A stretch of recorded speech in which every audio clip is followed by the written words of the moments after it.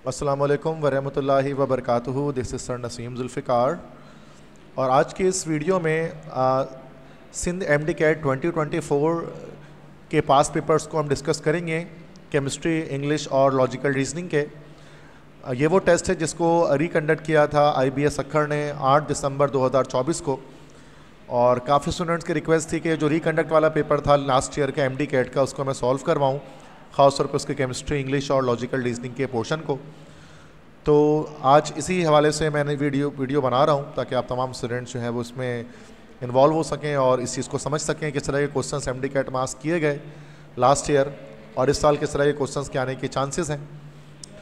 तो अगर आपको इस पास पेपर के या इसके अलावा किसी भी पास पेपर के PDF रिक्वायर है या मेरे एमडी कैट नोट्स रिक्वायर हैं, आपको इसके PDFs रिक्वायर हो तो ये मेरा व्हाट्सएप नंबर स्क्रीन पर आपको दिख रहा है 0300 215 2272। इस पर अगर आप मुझे व्हाट्सएप करेंगे तो फिर मैं विद अ मिनिमम कॉस्ट आपको ये सारे मटेरियल एप्टीट्यूड के प्रोवाइड कर दूंगा। ठीक है, without wasting any further time हम स्टार्ट करते हैं अपने लेक्चर को। केमिस्ट्री का पोर्शन सबसे पहले स्टार्ट होगा। तो केमिस्ट्री का फर्स्ट MCQs है, MCQs नंबर 69 से स्टार्ट हो रहा है ये, चूँकि इससे पहले 68 तक हमारे पास बायो के MCQs हैं, तो 69 से केमिस्ट्री के MCQs स्टार्ट हो रहे हैं। फर्स्ट MCQs है इसका कि the total number of moles present in 2.8 gram of ethylene molecule are dash, कि 2.8 ग्राम इथाइलिन मॉलिक्यूल में टोटल नंबर ऑफ मोल्स कितने होंगे। अब इथाइलिन किसे कहते हैं बेटा? इथाइलिन होता है C2H4, तो इथीन को ही हम लोग जो है वो इथाइलिन कहते हैं। अब अगर हम इथीन के मॉलिक्यूलर मास की बात करें तो इसका मॉलिक्यूलर मास कितना निकल जाएगा? This is 24 + 4 and this is 28 AMU, ठीक है, या 28 AMU। और find out the number of moles, हमें क्या करना है? नंबर ऑफ मोल्स को फाइंड आउट करना है। तो मोल्स बराबर किसके होते हैं हमारे पास? मास अपॉन मोलर मास के।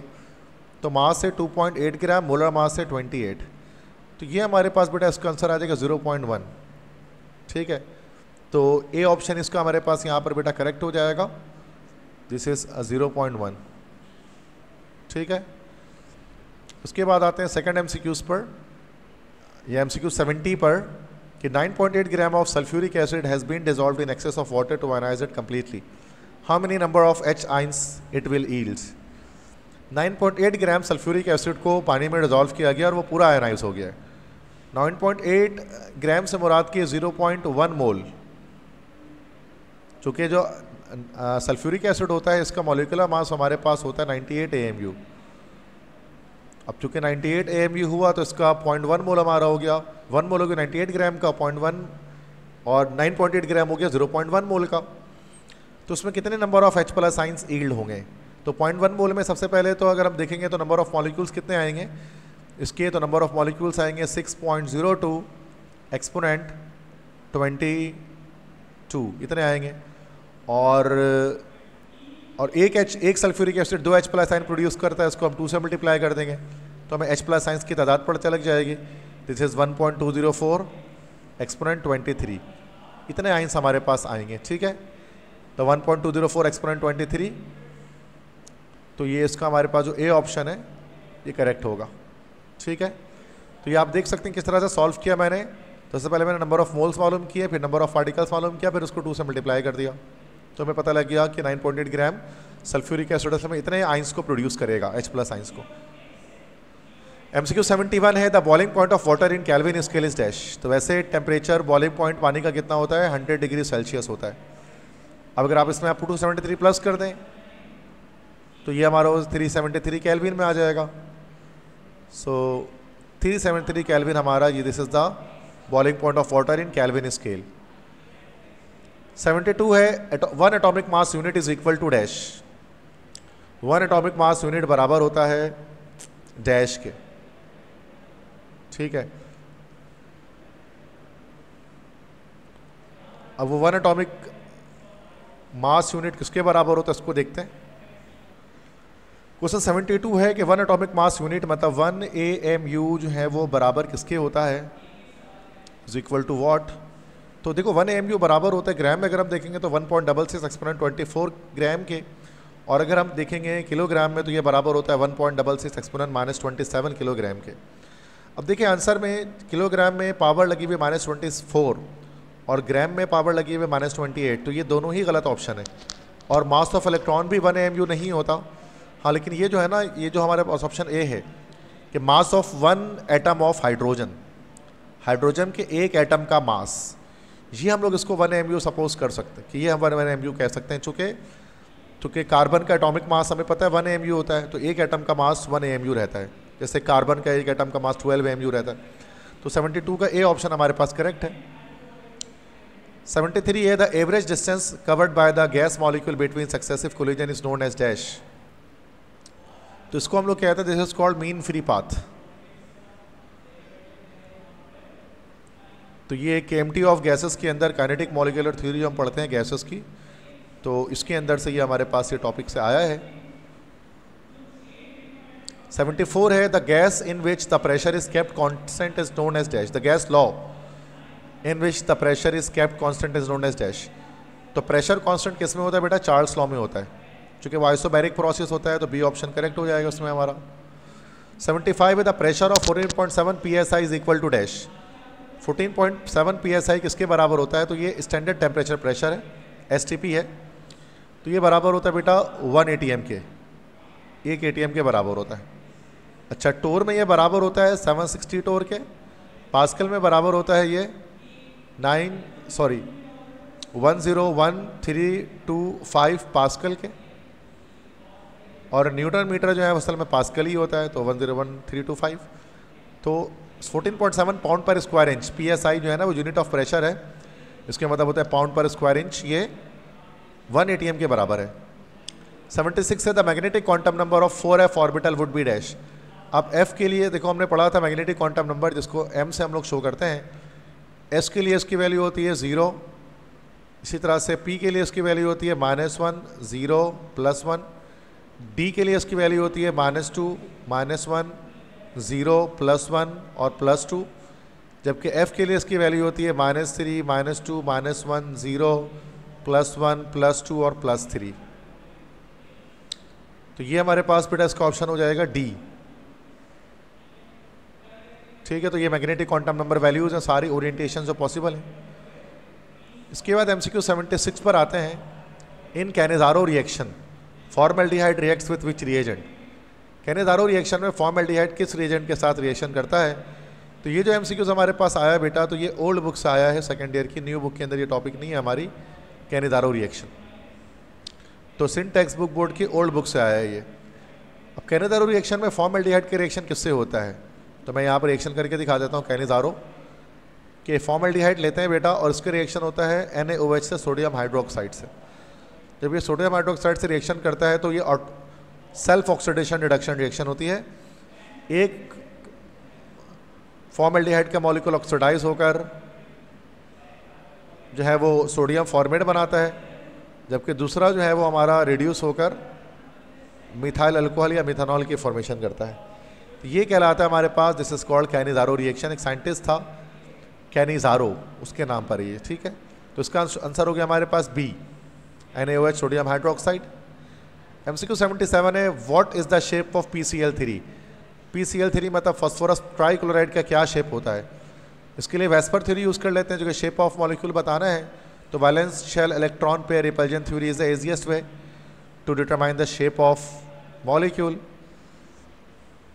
तो ये हमारे पास फास्फोरस आया, और फास्फोरस के तीन तरफ अगर हमने Cl लगा दिया, क्लोरीन लगा दिया, तो तीन तरफ Cl आ गया। फास्फोरस के असल में 5 इलेक्ट्रॉन्स होते हैं। तो अगर हम इसमें बॉन्ड पेयर की तादाद देखेंगे तो बॉन्ड पेयर तो 3 है सेंट्रल एटम में, और लोन पेयर की तादाद देखेंगे तो वो 1 है। तो 3 बॉन्ड और 1 लोन पेयर होता है, तो वो हमारा स्ट्रक्चर होता है ट्राइगोनल पिरामिडल, जिसकी बॉन्ड एंगल होती है हमारे पास 107 डिग्रीज। तो बी ऑप्शन इसका करेक्ट है। तो काफ़ी आसान MCQs आप देख सकते हैं जो पूछा गया IBS अक्खर के टेस्ट में। 78 है, which of the following shows more ideal behaviour. ज़्यादा आइडियल बिहेवियर कौन शो करता है? तो जैसे हमने पढ़ा है इसको गैस पोर्शन के अंदर कि सबसे ज़्यादा जो आइडियल गैस है वो असल में हीलियम है। Helium is the most ideal gas. ठीक है, चूँकि इसका कंप्रेसिबिलिटी फैक्टर जो है वो आइडियल गैस के बहुत नियर होता है। तो जैसे कि जब आपको याद है कि हमने जब जो है वो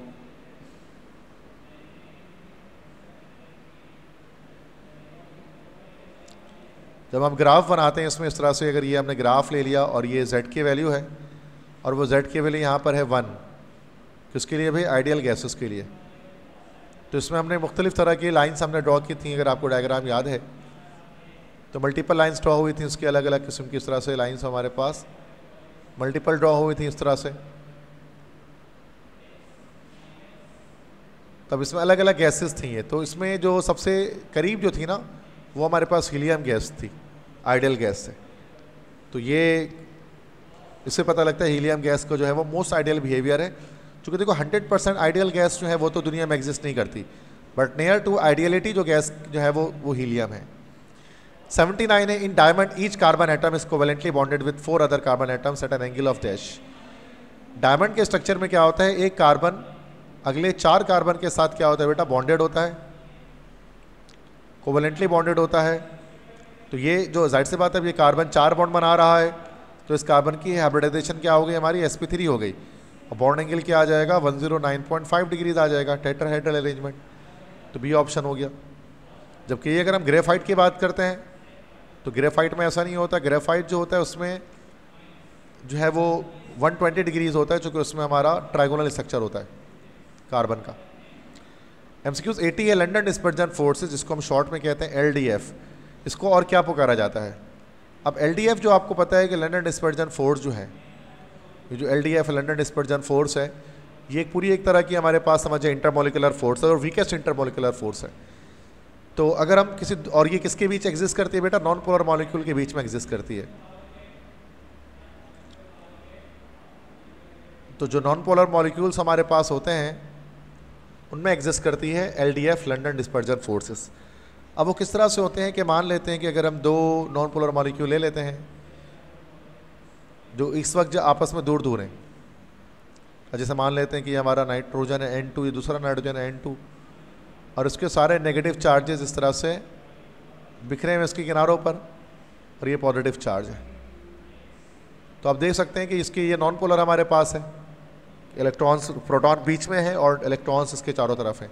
लेकिन अगर जब ये आपस में करीब आ जाते हैं, अगर ये आपस में मान लेते हैं कि एक दूसरे से नियर आते हैं, अगर आपस में एक दूसरे से ये बहुत ज़्यादा करीब आ जाएं, करीब आने से क्या होगा कि सारे इलेक्ट्रॉन्स एक तरफ हो जाएंगे और प्रोटॉन्स एक तरफ हो जाएंगे इस तरह से। तो एक तरह का डायपोल क्रिएट हो जाएगा। तो ये तो डायपोल नहीं था, लेकिन अब जाहिर सी बात है 2 एंड्स बन गया, पॉजिटिव नेगेटिव आयन इस मॉलिक्यूल में हमारे पास बन गया। अब चूंकि ये एक इंड्यूस हुआ डायपोल, इसके अंदर इंडक्शन हुई डायपोल की, तो इसको हम लोग कहते हैं this is called induce dipole. इसको इंड्यूस डायपोल कहा जाता है। तो इसी वजह से लंदन डिस्पर्जन फोर्स को हम लोग इंड्यूस डायपोल फोर्स भी कहते हैं, जो एक स्मॉल इंस्टेंट के लिए जो है वो क्या होता है किसी भी मॉलिक्यूल में डेवलप होता है। तो this is called LDF London dispersion force, जो सारे नॉन पोलर मॉलिक्यूल्स में पाया जाता है, like nitrogen, oxygen, carbon dioxide, helium, सारे नॉन पोलर मॉलिक्यूल्स में। 81 है, particles in solids are tightly packed because of dash. तो पार्टिकल्स के जो सॉलिड्स, पार्टिकल्स के जो होते हैं सॉलिड के, आपको पता है सॉलिड्स हमेशा क्या होता है आपस में टाइटली पैक्ड होते हैं। इनके पार्टिकल्स आपस में बहुत करीब करीब होते हैं, नज़दीक नज़दीक होते हैं। इसके पीछे रीज़न क्या है? रीज़न ये है कि इनका स्ट्रॉन्ग इंटरमोलिकुलर फोर्स होता है इनके अंदर, दैट्स वाई ये कभी करीब होते हैं आपस में। जैसे स्ट्रॉन्ग इंटरमोलिकुलर फोर्स कौन सा फोर्स होता है ये भी याद रख लिए बेटा, मेटेलिक बॉन्ड। तो मेटेलिक बॉन्ड एक स्ट्रॉन्ग इंटरमोलिकुलर फोर्स है जो इनको बहुत ज़्यादा टाइटली पैक रखता है। MCQ 82 है, which of the following has the highest hydration energy. किसकी हाइड्रेशन एनर्जी हमारे पास हाईएस्ट रहेगी?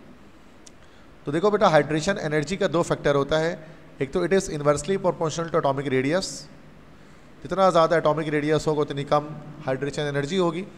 और दूसरी की hydrogen energy is directly proportional to magnitude of nuclear charge, जितना ज़्यादा चार्ज होगा उतनी ज़्यादा हाइड्रोजन एनर्जी हमारे पास आएगी। अब यहाँ पर जब हम देखते हैं तो एटॉमिक रेडियस के लिहाज से बात करेंगे। अब अगर पहले रेडियस के लिहाज से बात कर लेते हैं कि सोडियम हमारे पास 2nd पीरियड के एलिमेंट है, सीजियम 6ठे पीरियड का है, मैग्नीशियम 2रे पीरियड का है, और स्ट्रोंशियम 5वें पीरियड का है। अब देखें सबसे कम शेल इस तरह से B और D तो हमारे पास हट गया पहले फैक्टर के लिहाज से, क्योंकि रेडियस तो एटॉमिक रेडियस कम होना चाहिए। अब सोडियम और मैग्नीशियम दोनों 2nd पीरियड से बिलोंग करते हैं, सेम पीरियड में, मतलब इन पे जो इनका जो पीरियड है वो सेम, इनके शेल की तादाद सेम है। अब किस चीज़ पर फैसला होगा बेटा? न्यूक्लियर चार्ज पर होगा। अब न्यूक्लियर चार्ज जिसका ज़्यादा होगा उसकी हाईएस्ट हाइड्रेशन एनर्जी होगी। अब सोडियम पे +1 चार्ज है, मैग्नीशियम पे +2 चार्ज है, यही वजह है कि इसकी वजह से Mg+2 की इन चारों में से हाइड्रेशन एनर्जी हाईएस्ट रहती है। MCQ 83 है, which orbital is filled first according to increasing energy level. कौन सा ऑर्बिटल पहले फिल होगा इंक्रीजिंग एनर्जी लेवल के हिसाब से। तो इसके लिए हम लोग क्या करते हैं बेटा, n+l रूल यूज़ करते हैं ना, जिसकी n+l वैल्यू ज़्यादा होगी, कम होगी, वो पहले फिल होगा। अब इसकी सबकी n+l निकाल लेते हैं।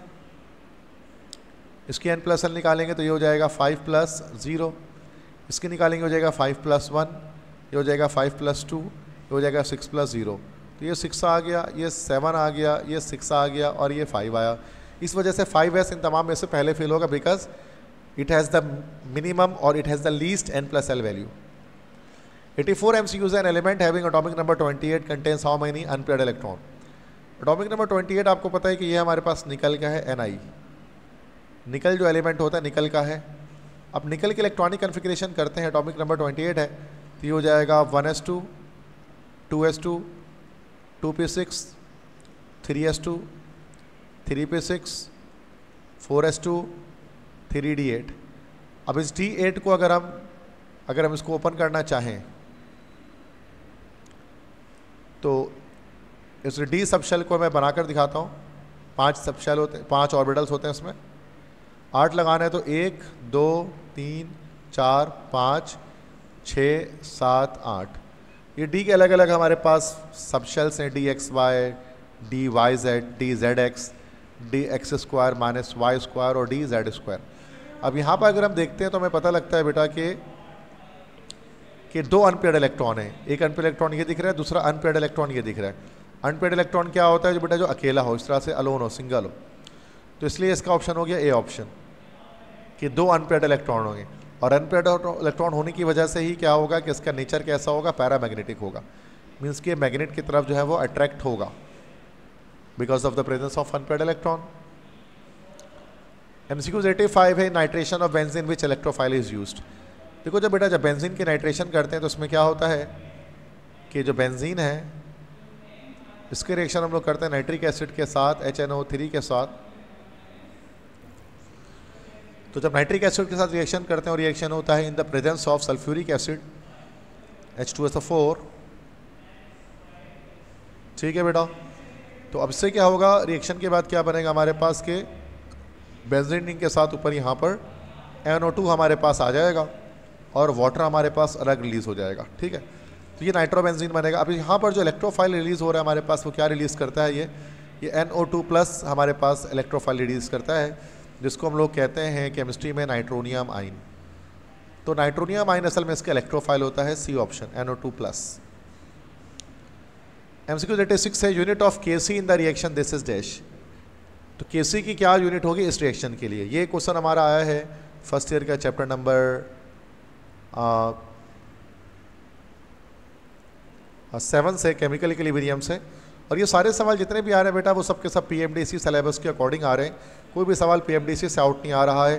तो इस ईयर भी आपको जो तैयारी करनी है PMDC सिलेबस के अकॉर्डिंग करनी है 2025 के MD-CAT कैंडिडेट टेस्ट के लिए, ठीक है। और उसके लिए यही है कि हमारे सिंध बोर्ड जो है उसकी बुक है, उसके साथ पूरी तरह से आप उसका जुड़े रहें और उसके थ्रू तैयारी करें, ठीक है। अब unit of Kc in the reaction this, अब Kc की इक्विलिब्रियम कांस्टेंट एक्सप्रेशन बना लेते हैं। तो ये NO हमारे पास आ गया, इसका स्क्वायर हो गया, नीचे हमारे पास आ गया दिस इज N2 और यहाँ नीचे हमारे पास आ गया O2। अब इसकी अगर यूनिट निकालेंगे तो ये मोलैरिटी का स्क्वायर और ये मोलैरिटी इंटू मोलैरिटी, तो ये हमारे पास कैंसिल आउट हो जाएगा। तो हम देख सकते हैं कोई यूनिट नहीं आई।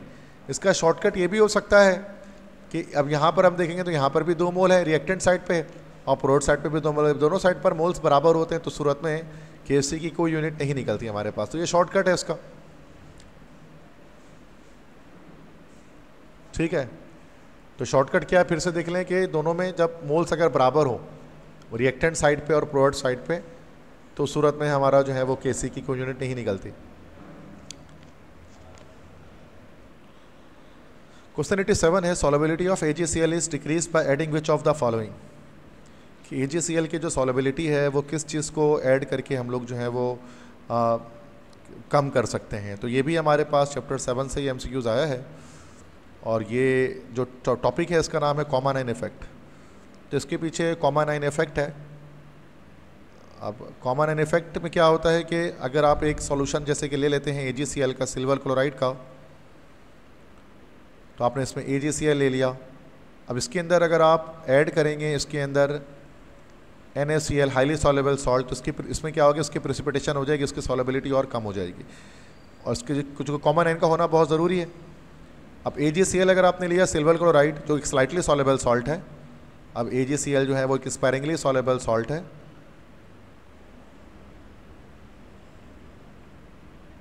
मीन्स ये समझ लें कि स्लाइटली सॉल्युबल सॉल्ट है। तो अब इसमें कोई ऐसा हम सॉल्ट डालेंगे जो कैसा होना चाहिए, हाईली सॉल्युबल।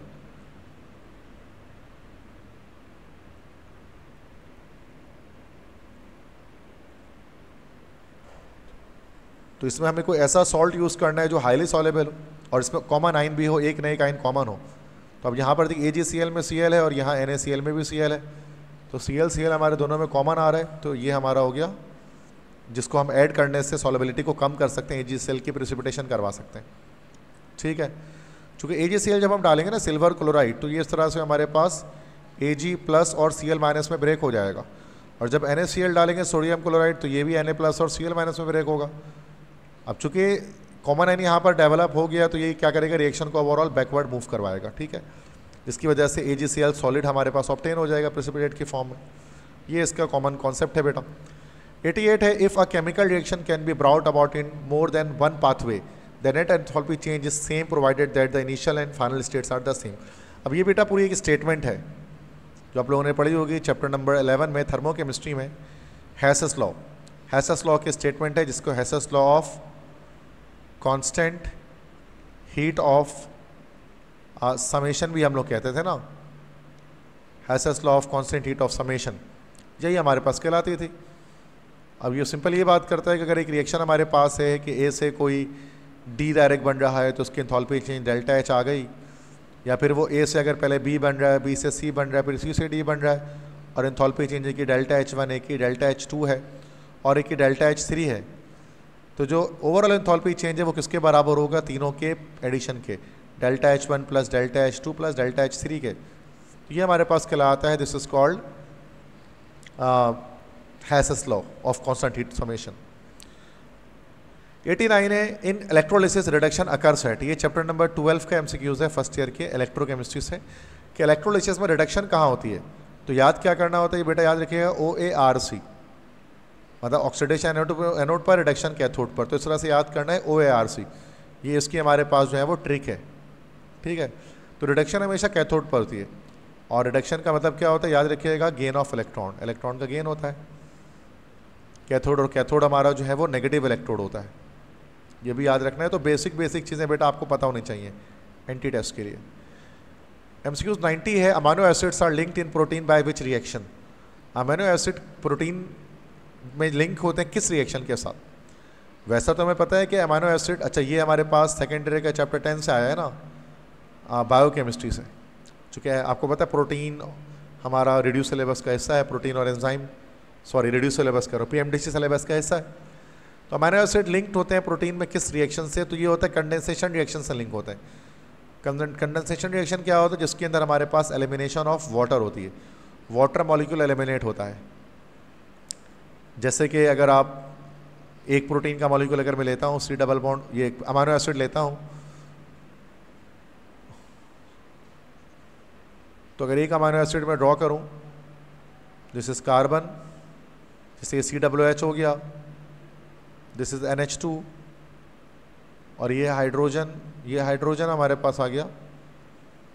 अब दूसरा यहाँ पर हमारे पास NH2 आ गया, इसको HNH में ब्रेक कर सकते हैं, फिर ये कार्बन, हाइड्रोजन, और यहाँ COOH।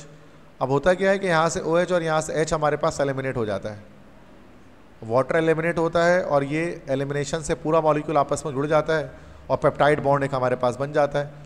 इसके निकलने से क्या होगा कि इस CO और NH के बीच में एक बॉन्ड बन जाएगा, इसी को हम लोग कहते हैं this is called as peptide bond. तो ये कंडेंसेशन रिएक्शन होता है, इसके थ्रू ऐसा होता है। इसी वजह से हम प्रोटीन्स को हम लोग कहते हैं कि ये कौन से पॉलीमर होते हैं, they are actually condensation polymers. ठीक है बेटा, तो ये इसका हमारे पास करेक्ट आंसर हो गया। नेक्स्ट देखते हैं MCQs number 91। Carboxylic acids can be converted into acyl chloride if they react with dash. Carboxylic acid को मतलब RCOOH को हम कन्वर्ट कर सकते हैं असाइल क्लोराइड में। असाइल क्लोराइड क्या होता है, RCOX में कन्वर्ट कर सकते हैं अगर उनको रिएक्शन कराया जाए किसके साथ। तो देखो बेटा सिंपल रिएक्शन है कि RCOOH का रिएक्शन अगर हम SOCl2 से करेंगे, this is called as thionyl chloride, और ये रिएक्शन होता है in the presence of pyridine. तो इससे क्या होगा कि RCOCl बन जाएगा और साथ में SO2 और HCl बनेगा। इसी का स्ट्रक्चर अगर आप ओपन कर दें तो RC⋯OCl इस तरह से होगा। तो इसका आंसर हमारे पास इस तरह से बी ऑप्शन हो गया। ठीक है बेटा। नेक्स्ट इसके बाद हमारे पास क्वेश्चन 92 है। The IUPAC name of picric acid is dash. Picric acid का IUPAC नेम क्या है। अब पिक्रिक एसिड किससे कहते हैं कि हमने अगर बेंजीन रिंग ले लिया और ये बेंजीन रिंग के साथ हमने OH लगा के फिनॉल बना लिया और इन तीन जगहों पर अगर हम NO2 ग्रुप अटैच कर लेते हैं तो ये हमारे पास कहलाता है पिक्रिक एसिड। इसका IUPAC नेम लिखना हो तो 1 2 3 4 5 6 हो गया, 2 4 6 टाइनाइट्रोफिनॉल, ए ऑप्शन हो गया। और ये जो पिक्रिक एसिड होता है इसको हम किस तरह इस्तेमाल करते हैं, एक्सप्लोजिव के तौर पे इस्तेमाल करते हैं, धमाका खेज मवाद के तौर पे। MCQ 93 है reagent which differentiate alcohol and phenol is dash. वो रिएजेंट जो अल्कोहल और फिनॉल के भी डिस्टिंग्विश करने के लिए इस्तेमाल होता है वो कौन सा होता है। तो क्वेश्चन 93 है reagent which differentiate alcohol and phenol is dash. कौन सा रिएजेंट अल्कोहल और फिनॉल में डिस्टिंग्विश कर सकता है। अल्कोहल लाइक ROH में और फिनॉल मीन्स के लाइक एरोमेटिक अल्कोहल में। ठीक है। तो बेटा इसमें एक इक्वेशन मैंने यहाँ पर लिखी है बुक से, यहाँ पर लिखी हुई है कि एक रिएक्शन है कि फिनॉल जब FeCl3 से रिएक्शन करता है फेरिक क्लोराइड के साथ तो वो जो है फेरिक फिनॉक्साइड कॉम्प्लेक्स बनाता है जिसका वॉयलेट या पर्पल कलर होता है। लेकिन सेम यही रिएक्शन अगर हम इथाइल अल्कोहल के साथ करेंगे तो वो FeCl3 के साथ कोई वॉयलेट या पर्पल कलरेशन नहीं देगा, कॉम्प्लेक्स फॉर्म नहीं करेगा। तो ये वो रिएक्शन है जिससे हम अल्कोहल और फिनॉल के भी डिस्टिंग्विश कर सकते हैं। तो ये ए ऑप्शन इसका हो जाएगा, न्यूट्रल फेरिक क्लोराइड FeCl3। ठीक है। टोलेंस रिएजेंट और फाइलिंग सॉल्यूशन इसलिए नहीं होगा चूँकि इनसे हम लोग क्या करते हैं कि एल्डिहाइड एंड कीटोन इनको डिस्टिंग्विश करते हैं, और बेनेडिक्ट रिएजेंट भी नहीं होगा चूँकि ये हम लोग इसको असल में जो है वो कार्बोहाइड्रेट को टेस्ट करने के लिए इसको हम लोग इस्तेमाल करते हैं। ठीक है। उसके बाद क्वेश्चन 94 है force of repulsion is greater between dash. तो ये valence shell electron pair repulsion theory जो आप लोगों ने पढ़ी होगी फर्स्ट ईयर चैप्टर नंबर 3 में, इसमें से आया है कि वेस्पर थ्योरी में हमने पॉइंट पढ़ा था कि जो दो लोन पेयर्स होते हैं उनमें जो फोर्स ऑफ अट्रैक्शन रिपल्जन होती है उससे ज़्यादा होती है। तो लोन पेयर की रिपल्जन ज़्यादा होती है किससे, लोन पेयर बॉन्ड पेयर की रिपल्जन से, और ये ज़्यादा होती है किससे, दो बॉन्ड पेयर की रिपल्जन से। ठीक है। 95 MCQs है इन इथाइलिन। इथाइलिन मीन्स के ethene C2H4। How many unhybridised p orbital are present in each carbon atom. तो इथाइलिन में कितने अनहाइब्रिडाइज्ड p ऑर्बिटल मौजूद होते हैं हर एक कार्बन एटम में। अब हमें ये बात तो पता है कि इथाइलिन के अंदर जो कार्बन होता हमारा है वो sp2 हाइब्रिडाइज होता है। कार्बन sp2 हाइब्रिडाइज होता है और कार्बन की जब इलेक्ट्रॉनिक कन्फिग्रेशन करते हैं तो ये हमारे पास होता है 1s2 और 2s2 और 2p पर फिर 2, जिस पर 2px पर 1 होता है और 2py पर हमारे पास 1 होता है और 2pz पर हमारे पास 0 रहता है। तो ये तो हमारी ग्राउंड स्टेट कन्फिग्रेशन है। एक्साइटेड स्टेट में क्या होता है कि 2s से एक इलेक्ट्रॉन जंप करके कहाँ आता है बेटा, 2pz पर आ जाता है। तो ये एक्साइटेड स्टेट कन्फिग्रेशन होती है। और इस पर हम ये देखते हैं कि चूँकि sp2 हाइब्रिडाइजेशन हो रही है तो उस पर क्या होता है कि एक s 2p से मिलता है। तो एक s 2p से मिलता है कि ये एक s 2p से हमारे पास मिलते हैं और 3 sp2 हाइब्रिड ऑर्बिटल की हमारे पास क्या होती है, फॉर्मेशन होती है। और जो 2pz हमारे पास रहता है वो कैसा रहता है, अनहाइब्रिडाइज्ड, या अनहाइब्रिडाइज्ड रहता है। तो इसलिए इथाइलिन के अंदर मतलब इथीन के अंदर दोनों कार्बन के एक एक pz ऑर्बिटल अनहाइब्रिडाइज्ड रहेंगे। तो 1 यहाँ पर आंसर हो जाएगा हमारे पास। ठीक है। 96 से sigma bond is formed by which type of overlapping. तो अगेन ये फर्स्ट ईयर का चैप्टर नंबर 3 है। और सिग्मा बॉन्ड जो बनता है हमें पता है लीनियर ओवरलैपिंग से बनता है।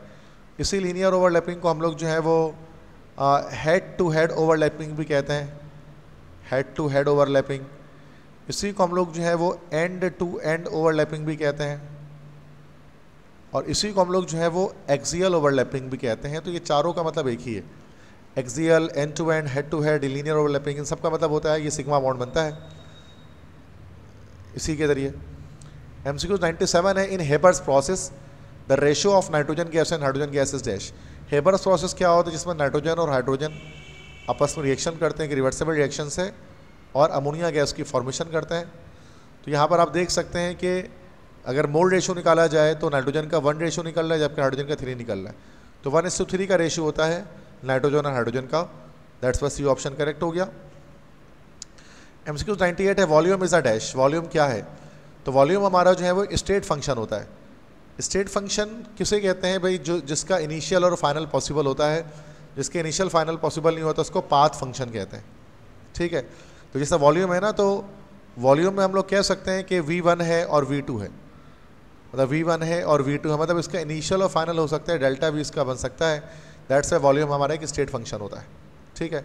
अभी किस चैप्टर से है, ये फर्स्ट ईयर का चैप्टर नंबर 11 आप लोग पढ़ेंगे ना, थर्मोकेमिस्ट्री, थर्मोडायनेमिक्स, वहाँ पर आपको मिलेगा स्टेट फंक्शन। MCQ 99 है, hybridisation of carbon in methanol is dash. Methanol में कार्बन की हाइब्रिडाइजेशन क्या होती है, तो मिथेनॉल किससे कहते हैं, this is actually methyl alcohol CH3OH। तो मिथेनॉल को हम इस तरह से बना सकते हैं, दिस इज CH3OH। अब इसमें कार्बन चूंकि 4 सिग्मा बॉन्ड की फॉर्मेशन कर रहा है, दैट्स वाई इसका कार्बन हमारा जो है वो sp3 हाइब्रिडाइज्ड होगा, ए ऑप्शन।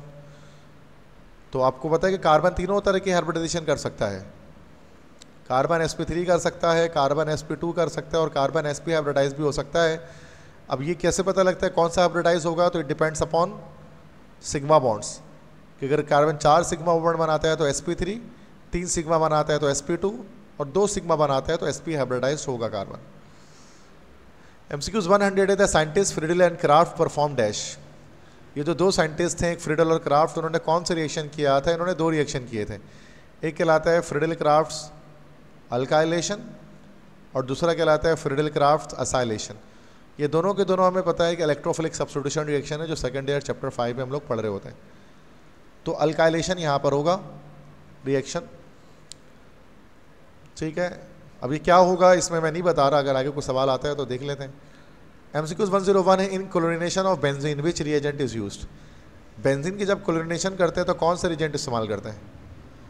अब देखो बेंजीन है, ये जैसे हमने बेंजीन लिया, इसकी क्लोरिनेशन करने के लिए Cl2 से रिएक्शन करते हैं, और ये रिएक्शन होता है in the presence of a Lewis acid. अब लेविस एसिड में FeCl3 भी यूज़ कर सकते हैं, या फिर AlCl3 भी यूज़ कर सकते हैं। तो फिर प्रोडक्ट हमारे पास क्या बनता है, क्लोरोबेंजीन बनता है और HCl।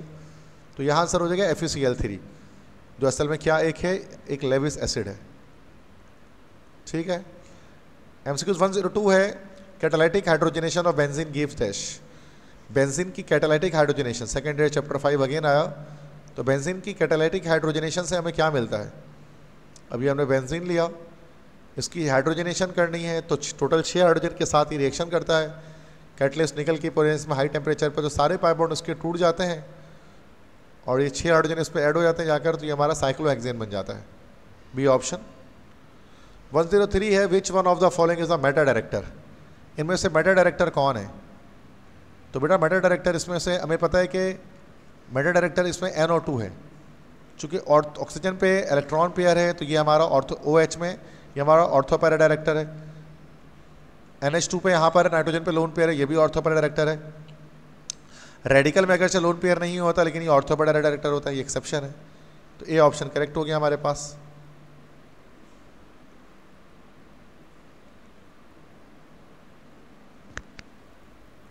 ठीक है बच्चों, उसके बाद MCQ 104 देखते हैं, ethyl alcohol reacts with SOCl2 form dash. कि इथाइल अल्कोहल C2H5OH का रिएक्शन अगर हम SOCl2 से करेंगे थायोनिल क्लोराइड से, तो क्या बनेगा, तो ये अल्काइल हाइड्राइड की फॉर्मेशन है, C2H5Cl बनेगा, साथ में SO2 और HCl बनेगा। तो इथाइल क्लोराइड हमारा करेक्ट आंसर हो जाएगा। क्लोरोइथेन भी कह सकते हैं IUPAC में। MCQ 105 है, Grignard reagent react with CO2 to form dash. अब ग्रिग्नार्ड रीजेंट मिसाल के तौर पे RMgX है, इसके रिएक्शन अगर हम CO2 से करेंगे कार्बन डाइऑक्साइड से, तो ये रिएक्शन किस तरह से होगा मैकेनिज्म इसका, ये पाई बॉन्ड टूटेगा, ये नेगेटिव पॉजिटिव चार्ज आएगा, और यहाँ पर ये बॉन्ड टूटता है, ये माइनस हो जाती है, प्लस हो जाता है। तो पहले बन जाएगा RC डबल बॉन्ड OMgX। फिर फर्दर इसकी क्या करते हैं, हाइड्रोलिसिस करते हैं, जिसके नतीजे में हमारे पास RCWH मतलब कार्बोक्सिलिक एसिड बनता है, और साथ में MgXOH बाय प्रोडक्ट के तौर पे अलग हो जाता है। तो कार्बोक्सिलिक एसिड इसका ए ऑप्शन करेक्ट है। तो तमाम MCQs को मैं यहाँ पर सॉल्व भी कर रहा हूँ ताकि आपको आंसर पता लगे कि क्यों आ रहा है। जस्ट आप रट्टा ना लगा लें करेक्ट आंसर को, आप सीखें कि कैसे आंसर्स आ रहे हैं इसके। MCQs 106 है, Grignard reagent forms carboxylic acid when it reacts with, ये पिछला MCQs रिपीट हो गया, तो CO2 से रिएक्शन करेगा तो होगा। 107 है, which one of the following is a trihydric phenol, इनमें से कौन सा ट्राईहाइड्रिक फिनॉल है। अब देखो ट्राईहाइड्रिक फिनॉल क्या होता है, इसमें 3 OH ग्रुप अटैच हो। अब जैसे देखो ये जो हमारे पास होता है ना, ये जो स्ट्रक्चर मैं बना रहा हूँ, दिस इज ट्राईहाइड्रिक फिनॉल, इसको पैरोगेनोल कहते हैं। रिसोर्सिनॉल और कैटिकोल हाइड्रोक्विनोन, ये सारे हमारे पास कैसे हैं बेटा, ये सारे हमारे पास डाईहाइड्रिक फिनॉल हैं, ये सारे डाईहाइड्रिक फिनॉल है। जैसे रिसोर्सिनॉल अगर आपको बनाना है तो बेंजीन रिंग में इसमें क्या होगा कि एक OH फर्स्ट पे और एक OH थर्ड पर लगा होगा। कैटिकॉल में क्या होता है, एक OH फर्स्ट पे लगा होता है, एक OH सेकंड पर। हाइड्रोक्विनोन में क्या होता है कि एक OH आपका फर्स्ट पे लगा होता है, दूसरा OH आपका फोर्थ पोजीशन पर लगा होता है। तो पैरोगेनोल करेक्ट आंसर है। MCQs 108 है, how many active sets of electrons are present in the central atom of H2O। देखो वाटर का जब स्ट्रक्चर बनाएंगे ना, तो वाटर के स्ट्रक्चर में आपको क्या होता है कि 2 बॉन्ड पेयर मिलता है और 2 लोन पेयर मिलता है। तो टोटल सेट जो है ना वो कितने हो जाते हैं, 4 total active set of electrons इसमें होते हैं, 2 बॉन्ड पेयर के और 2 लोन पेयर के, तो 4 हैं। तो याद रखिए 4 किस तरह से कि 2 और 2 में टूटे हुए, कि 2 बॉन्ड पेयर से और लोन पेयर से। तो एक्टिव सेट कैसे पता लगता है हमें, जब बॉन्ड पेयर और लोन पेयर को प्लस कर देते हैं तो एक्टिव सेट का पता लग जाता है। 109 है, which orbital has the highest energy. तो सेम n+l रूल दोबारा से सवाल रिपीट हुआ है, जिसकी n+l वैल्यू हाईएस्ट होगी उसकी हाईएस्ट एनर्जी होगी। इसकी n+l क्या निकलेगी, 4+2, ये 6+1, ये 6+0, ये 6+1, ये 5+2, ये 7 आ गया, ये 7 आ गया, ये 6 आ गया, ये 6 आ गया। तो अब देखो 2 पे टाई हो गया, दोनों के 7 आ रहे हैं। अब जिसकी n की वैल्यू बड़ी होगी तो उसकी एनर्जी ज़्यादा होगी, तो 6p की एनर्जी ज़्यादा है जो कि उसकी n की वैल्यू बड़ी है। MCQs 110 है, n = 3, l = 2 for which orbital. अब देखो ऑर्बिटल का पता कैसे लगेगा, l की वैल्यू से पता लगेगा। l हमारे पास क्या होता है, this is the quantum number, this is called azimuthal quantum number. अब l की वैल्यू 2 होती है हमारे पास किसके लिए बेटा, d सबशेल के लिए। तो d ऑर्बिटल में ये वैल्यू आएगी एजिमुथल क्वांटम नंबर की। MCQs 111 है, when alkaline earth metals react with nitrogen then general formula of compound is dash.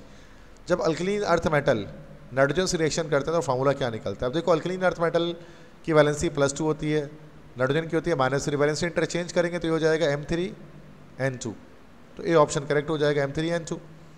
112 है, which one of the following has greater strength of acidity. Most acidic कौन सा होगा, तो acidic strength हमें पता होनी चाहिए कि HI ज़्यादा एसिडिक है, HBr से HBr ज़्यादा एसिडिक है, HCl से और HCl ज़्यादा एसिडिक है HI से। तो HI जो हमारे पास होता है this is actually the most acidic, sorry ये HF है आखिरी वाला, और HF जो हमारे पास होता है दिस इज लीस्ट एसिडिक, इसलिए इसके आंसर HI हो गया हमारा। दिस इज हाइड्रोजन आयोडाइड या हाइड्रो आयोडिक एसिड। MCQs 113 है, in which redox reaction only reduction is occurred. किस रिडॉक्स रिएक्शन में रिडक्शन हो रही है। देखो रिडक्शन का मतलब क्या होता है, डिक्रीज इन चार्ज, चार्ज के कम होने को भी हम लोग रिडक्शन कहते हैं। अब यह चार्ज कम किस में हो रहा है, ए ऑप्शन में सिर्फ चार्ज कम हो रहा है, बाकी सब में चार्ज बढ़ रहा है, तो बाकी तमाम में ऑक्सीडेशन हो रही है, तो ए ऑप्शन करेक्ट है इसका। MCQs 114 है, which one of the following is not included in S block. इसमें से कौन सा S ब्लॉक एलिमेंट नहीं है। अब देखो लिथियम ग्रुप 1A का है S ब्लॉक है, सीजियम S ब्लॉक है, मैग्नीशियम ग्रुप 2 का है S ब्लॉक है, आयरन जो है वो ग्रुप D का है, D ब्लॉक एलिमेंट है, आउटर ट्रांजिशन एलिमेंट है। बहुत आसान MCQs है। 115 है, what is the general formula of alkyne. Alkyne का जनरल फार्मूला क्या होता है, दिस इज CnH2n, तो ए ऑप्शन हो जाएगा। यहाँ पर मैंने इसको हाईलाइट नहीं किया, अब आप कर देता हूँ, तो ये हमारा आंसर है CnH2n। ये अल्कीन का भी जनरल फार्मूला होता है और साइक्लो अल्कीन्स का भी यही होता है। MCQs 116 है, which type of isomerism the molecule exhibit unequal distribution of alkyl group on either side of functional group. मतलब आइसोमेरिज्म के टाइप के हवाले से एक सवाल आया है कि अगर हम लिख लेते हैं C4H10O, तो अब इसके दो अलग अलग जो कंपाउंड्स बन सकते हैं, एक बन सकता है CH3O C3H7, एक बन सकता है C2H5O C2H5, दोनों ईथर्स हैं। लेकिन हम देख के आ रहे हैं कि फंक्शनल ग्रुप के दोनों तरफ जो रेडिकल्स है ना, इनकी तादाद अलग अलग है। तो ये हमारे पास कहलाता है मेटामेरिज्म, जो हमें ईथर्स में मिलता है ज़्यादातर। तो ए ऑप्शन करेक्ट होगा, मेटामेरिज्म। तो ये सारे एमसीक्यूज़ बेटा केमिस्ट्री की हो गए कंप्लीट। जितने एमसीक्यूज़ मुझे मिले वो सारे मैंने आपको करा दिए। इसकी पीडीएफ चाहिए तो व्हाट्सएप नंबर डिस्क्रिप्शन पर है, वहाँ से आप मुझसे आस्क कर सकते हैं। अब इंग्लिश के पेपर को सॉल्व करते हैं, उसको देखते हैं। एमसीक्यूज़ 186 से स्टार्ट हो रहा है इंग्लिश का पोर्शन कि choose the correct set of preposition to complete the given sentence. Since she believed dash her abilities she didn't ask any help. तो अच्छा, आस्क के बाद भी एक ब्लैंक्स हमारे पास आना चाहिए। तो she believed in her abilities होगा इसमें, she believed in her abilities, she didn't ask for any help. तो ए ऑप्शन हमारे पास फर्स्ट करेक्ट हो जाएगा, इन एंड फॉर। ठीक है, ये प्रेपोजिशन फिट करना था। 187 है, choose the correct sentence with the correct use of comparative degree of adjective. My bed is more big, more big तो नहीं होगा, ए गलत हो गया। माई bed is bigger than my desk, मेरा बेड माई अच्छा बिगर देन, अच्छा THEN वाला देन नहीं होगा, THAN वाला देन होता, तो बी भी गलत हो गया। तो my bed is bigger than my desk, this is correct. My bed is more bigger than my desk, more आ गया तो बिगर की नीड नहीं थी, तो सी ऑप्शन बेटा इसमें करेक्ट है। एमसीक्यूज 188 देखें बेटा, choose the word closest in meaning of the underline phrase in the sentence. तो सानुनियम मतलब हमें ढूंढना है इसमें इंग्लिश में। The fireman took several hours to put out the fire. Put out मतलब होता है बुझाना, तो उर्दू में मैं लिख देता हूँ उसके, इसके मतलब होते हैं बेटा बुझाना। तो एक्सटिंग्विश के उसके मायने में आ सकता है, तो बेटा एक्सटिंग्विश इसका करेक्ट हो गया, B option. 189 punctuate the following sentence correctly, punctuation करनी है। There was heavy fog in the morning, the services at the airport were closed. A तो नहीं होगा चूंकि जो है वो आना चाहिए इसमें हमारे पास कोई पंक्चुएशन मार्क। कॉलन भी नहीं होगा, जो कॉलन का कोई मकसद नहीं बन रहा है यहाँ पर। अब या तो कॉमा आएगा या सेमी कॉलन। अच्छा, चूंकि यहाँ पर देखो कोई हमारे पास कंजंक्शन नहीं आया ना, कंजंक्शन को जब हम ओमिट कर देते हैं तो हम फिर क्या करते हैं बेटा, सेमी कॉलन यूज़ कर लेते हैं।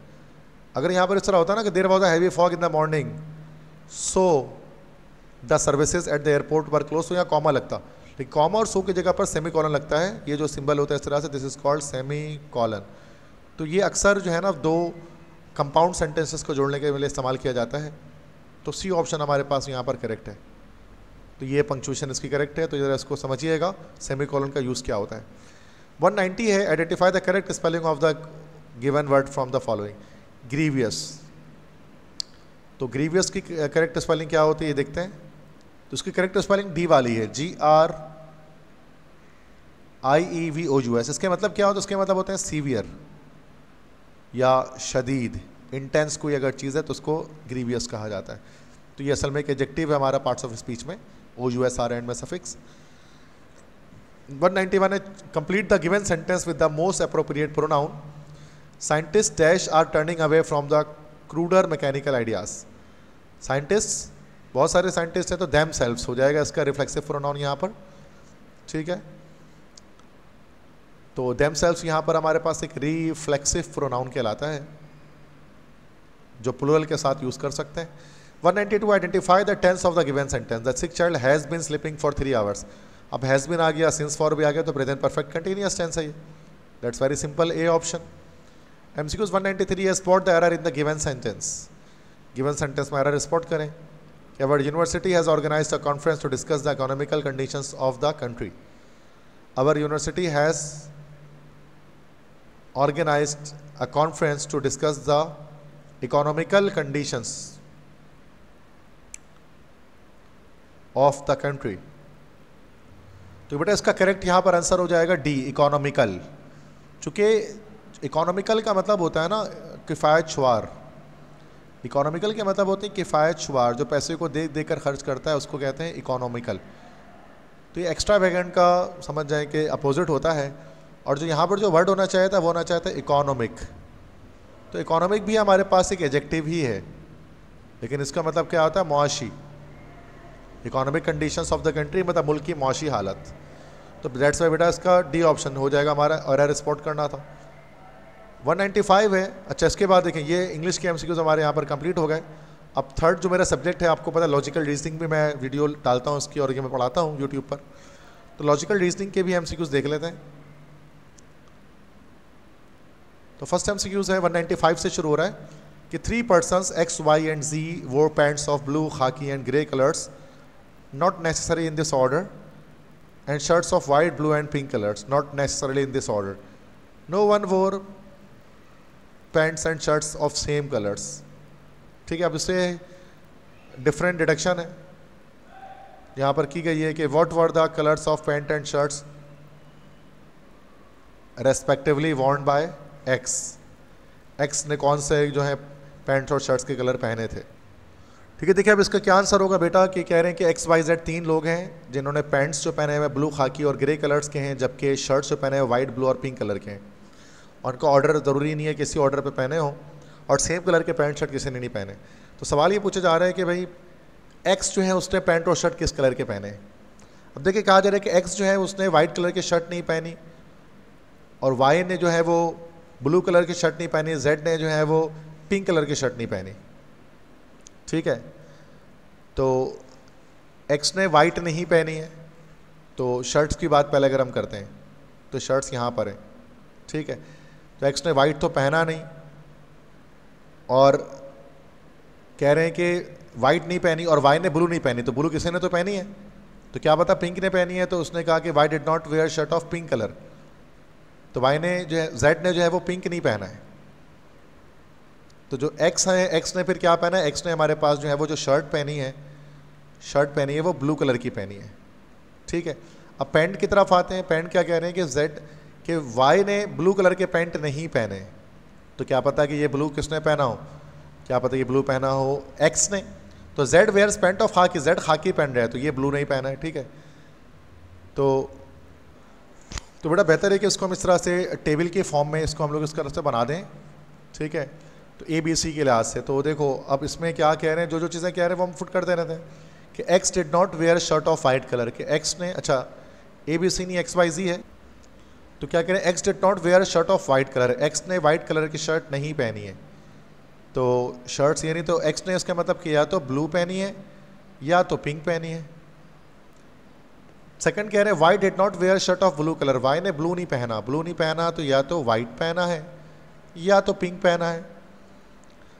थर्ड कह रहे हैं Z did not wear shirt of pink colour, Z ने पिंक नहीं पहना, तो या तो उसने वाइट पहना है या तो ब्लू पहना है।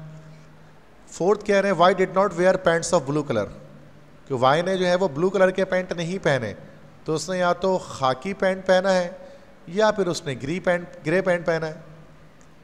और 5 कह रहे हैं जेड वेयर्स पैंट्स ऑफ खाकी कलर, जेड जो है वो खाकी कलर के उसने पैंट पहना है, तो उसने जेड ने जो है वो खाकी रंग की पैंट पहनी है। ठीक है, पहली बात तो हमें ये पता है कि सेम जो है वो कलर्स के जो है वो हम उसमें नहीं पहन सकते, जो पैंट और शर्ट है वो सेम कलर के नहीं होंगे। अच्छा, पैंट के लिहाज से हम ये कह सकते हैं कि ब्लू पैंट, जैसे पैंट के कलर्स की हमारे पास फर्स्ट हैं ब्लू, खाकी और ग्रे, तो ब्लू शर्ट है तो ब्लू पैंट तो ये नहीं पहन सकता, तो ये खाकी कलर का पैंट इसने पहना है या फिर इसने ग्रे कलर का पैंट पहना होगा। ठीक है, तो ये इस तरह से हो गया। अब यहाँ पर अगर हम देखते हैं इसके अंदर, तो जेड ने खाकी पैंट पहन लिया, तो खाकी पैंट वाई और खाकी पैंट एक्स तो नहीं पहन सकता, तो उसने पैंट जो है वो ग्रे पहना है। ठीक है, ठीक है, तो अब देखो शर्ट और पैंट सेम कलर के नहीं हो सकते हैं, तो ब्लू शर्ट और ब्लू पैंट तो ये नहीं पहन सकता ना, तो उसने शर्ट पिंक पहनी है और पैंट जो है वो उसने शर्ट जो है उसने शर्ट इसने ब्लू पहनी है और पैंट इसने जो है वो उसने ब्लू और पिंक, यहाँ पर इसका आंसर हो जाएगा। पैंट इसने, क्योंकि आपको पैंट और शर्ट बताने हैं रेस्पेक्टिवली, पैंट इसने ब्लू पहनी है और शर्ट उसने पिंक पहनी है, तो इसका ए ऑप्शन करेक्ट हो जाएगा। ठीक है, इस लॉजिकल रीजनिंग का। उसके बाद क्वेश्चन 196 देखते हैं। Look carefully at the sequence of the symbol to find the pattern, select the correct pattern. तो बेटा इसमें देखो स्क्वायर है, सर्किल है, रोम्बस है और ट्रायंगल है। तो रोम्बस ट्रायंगल सर्किल आया, तो अब देखो सर्किल के बाद रोम्बस आएगा, फिर ट्रायंगल आएगा, इस तरह से चल रहा है। देखो S C R T, C R T S, R T S, अब टी एस सी करके आएगा ना, मतलब पहले ट्रायंगल आएगा, फिर सर्किल आएगा, फिर उसके बाद हमारा ट्रायंगल आएगा, फिर स्क्वायर आएगा, फिर सर्किल आएगा और उसके बाद फिर रोम्बस आएगा। तो triangle, square, circle, rhombus, B option हमारे यहाँ पर करेक्ट हो जाएगा। ठीक है, तो ये नॉन वर्बल रीजनिंग है। 197 है, all man are hard working some man are kings. Conclusion यहाँ पर देख रहे हैं और कौन से एविडेंस सही है, तो ये देखते हैं। इसका तरीका मैंने आपको सिखाया किस तरह किया जाता है। All man are hard working, जितने आदमी हैं वो सारे हार्ड वर्किंग हैं। ठीक है, तो अगर यहाँ पर अगर मैं ये हार्ड वर्किंग ले लूँ, दिस इज़ हार्ड वर्किंग, और ये सारे मैन हैं जो सारे के सारे क्या भी हार्ड वर्किंग है। ठीक है, सम मैन आर किंग्स, कुछ मैन वो हैं जो किंग्स हैं। ठीक है, तो कुछ मैन किंग्स है, सारे मैन किंग्स नहीं है, कुछ मैन किंग्स हैं। तो अब इसके अंदर यहाँ पर हम लोग जो है वो के ले लेते हैं, किंग्स ले लेते हैं। तो अब यहाँ पर अगर हम लिखते हैं कि ऑल मैन आर किंग्स, क्या सारे आदमी किंग्स हैं, तो ये तो नहीं हो सकता। सम मैन आर किंग्स, तो ये तो ऐसे ही गलत हो गया। टू है all kings are hard working, सारे किंग हार्ड वर्किंग होंगे बिल्कुल, चूँकि सारे मैन हार्ड वर्किंग है इस वजह से, तो सिर्फ स्टेटमेंट 2 फॉलो होगा। तो बी ऑप्शन हो जाएगा ओनली 2। ठीक है, तो बी ऑप्शन इसका हमारे पास करेक्ट है क्वेश्चन 197 का। इसके 198 पर आते हैं। 3 students X, Y and Z are participating in 100 metre race. If X is faster than Y and Z runs faster than X, then who will win. तो बेटा कह रहे हैं कि एक्स जो है वो वाई से तेज़ भागता है और जेड जो है वो एक्स से तेज़ भागता है। तो सिंपल सी बात है कि जेड की स्पीड फास्टर देन वाई है, साथ में एक्स और एक्स की स्पीड फास्टर देन क्या है, वाई है, तो जेड यहाँ पर जीत जाएगा। तो कौन जीतेगा, तो जेड जीतेगा, Z will win, C option. Statement number 9 है, a large number of people die every year drinking polluted water. तो कोर्स ऑफ एक्शन मतलब बड़ी तादाद में लोग मर जाते हैं गंदा पानी पीने से। तो क्या कोर्स ऑफ एक्शन होना चाहिए, क्या करना चाहिए आपको, तो कोर्स ऑफ एक्शन वाला सवाल है ये। पहला है the government should make adequate arrangement in providing safe drinking water. Government को चाहिए कि वो एडिक्वेट अरेंजमेंट करे ताकि सेफ ड्रिंकिंग वाटर मुहैया हो जाए, तो 1 है। 2 है the people should be educated about the dangers of drinking polluted water. लोगों को नॉलेज दी जाए कि किस क्या नुकसानात है ड्रिंकिंग पॉल्यूटेड वाटर को पीने के। तो अब बताएं इनमें से लॉजिकली कौन सा बेहतर होगा, क्या फॉलो करना, कि if only a course of action 1, सिर्फ 1 को फॉलो करें या सिर्फ 2 को फॉलो करें, दोनों में से किसी एक को फॉलो कर लें, या दोनों को 1 और 2 दोनों को फॉलो करें, क्या ज़्यादा लॉजिकल है। तो बेटा अगर दोनों में से किसी एक को भी फॉलो करेंगे तो लोग मरना छोड़ देंगे। या तो पानी साफ मुहैया किया जाए या तो लोगों को अवेयरनेस दे दी जाए कि क्या डेंजर्स है पॉल्यूटेड वाटर को देने के। तो सी करेक्ट होगा हमारे पास कि आइदर कोर्स एक्शन 1 या 2 दोनों में से कोई एक फॉलो कर सकते हैं अगर बड़ी तादाद में लोग मरना शुरू हो जाएं पॉल्यूटेड वाटर पीने से। ठीक है, उसके बाद लास्ट क्वेश्चन है बेटा क्वेश्चन 200। तो ये क्वेश्चन क्या कह रहा था, majority of the people in locality belong to low income group, कि ज़्यादातर लोग हैं एक लोकेलिटी में वो कम उनके तनख्वाह है। The quality of the products in the local super market is considerably lower than those in other localities. तो जो प्रोडक्ट है क्वालिटी का लोकल सुपर मार्केट में वो बहुत लो है बाकी लोकेलिटीज़ से। तो कॉज एंड इफेक्ट वाला सवाल है कि बताए कौन सा कॉज है कौन सा इफेक्ट है। स्टेटमेंट 1 कॉज है, स्टेटमेंट 2 इफेक्ट है। कि पहला जो है लो इनकम होने की वजह से क्या है कि जो क्वालिटी ऑफ प्रोडक्ट है वो कम है। सेकंड क्या है कि स्टेटमेंट 2 कॉज है और 1 उसका इफेक्ट है, तो ये तो नहीं हो सकता। ठीक है, सी है बोथ स्टेटमेंट 1 2 इंडिपेंडेंट कॉजेस हैं या फिर 1 और 2 जो है वो इफेक्ट्स हैं किसी कॉमन कॉज के। तो ये 4 ऑप्शन में से कोई ऑप्शन करेक्ट है, वो ढूंढना है। तो देखा जाए तो उसमें कोई रब्त नहीं बन रहा कि मेजॉरिटी ऑफ पीपल चले भाई एक इलाके में कम आमदन में लोग हैं, फिर उसी इलाके में जो लोकल सुपर मार्केट है उसकी प्राइजेस कंसिडरेबली उसकी जो क्वालिटी है वो कंसिडरेबली लो है बाकी लोकेलिटीज़ से। तो दोनों को कोई मेल नहीं खा रहा। तो ये दोनों अलग अलग इनकी वजूहात यहाँ समझ में नहीं आ रही ना। तो ये both 1 and 2 are effects of some common cause. बल्कि सी होगा यहाँ पर कि both statement 1 and 2 are independent causes, ये दोनों इंडिपेंडेंट अलग अलग कॉजेज़ हैं। ठीक है, तो बेटा ये हमने सारे यहाँ पर लॉजिकल रीजनिंग के भी सारे MCQ सॉल्व किए, MCQ 200 तक। तो अगर आपको इस लेक्चर का PDF अगर रिक्वायर है कंप्लीट या कंप्लीट MD कैट के, तो ये मेरा व्हाट्सएप नंबर है 0300 215 2272। इस नंबर पर आप मुझे व्हाट्सएप करें तो मैं आपको तमाम अपने MD कैट के नोट्स और जो है वो पास पेपर इसके PDF मैं आपको प्रोवाइड कर दूंगा। बाकी अपने YouTube पर मैंने तमाम चैप्टर्स के मतलब कंप्लीट PMD सिलेबस जो है वो डाला हुआ है, जिसकी आप तैयारी करके अपने आप को MD कैट के लिहाज से तैयार कर सकते हैं। और कोशिश करें कि इसमें आप लोग सिंध टेक्स्ट बुक बोर्ड जो है वो उसको ज़्यादा से ज़्यादा फॉलो करें। काफ़ी सारे स्टूडेंट्स कह रहे हैं कि सर NMD कैट चूँकि होने वाला है तो अब हमें फेडरल बोर्ड, पंजाब बोर्ड ये सब पढ़ना है, तो ऐसा नहीं है, बिल्कुल पैनिक मत हो। सिंध बोर्ड को पूरी तरह से थॉरोली स्टडी करें, तो इंशाल्लाह जो जिस तरह से IBS सक्कर ने जिस तरह से टेस्ट लिया है आसान सा, इसी तरह का टेस्ट हर साल हमारे पास आ रहा है। ठीक है, तो बेस्ट ऑफ लक तमाम स्टूडेंट्स को MD कैट के लिए।